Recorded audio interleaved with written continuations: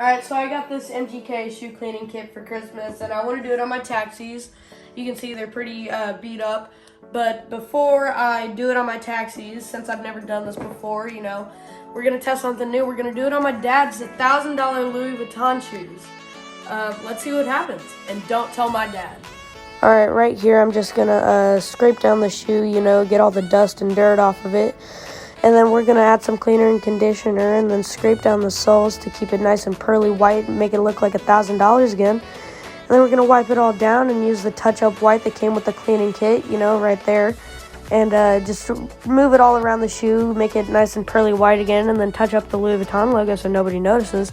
And then we're going to use the water repellent spray coming up right here. You'll see it in a second. And it's spray it all down and boom. Alright, so guys, as you can see here, I finished up and the soles look way whiter. The whole shoe just seems way cleaner. The soles even look better. So yeah, I tested it out on this crappy pair of shoes, and now I feel confident to do it on my taxi. So thanks for watching, and remember, don't tell my dad.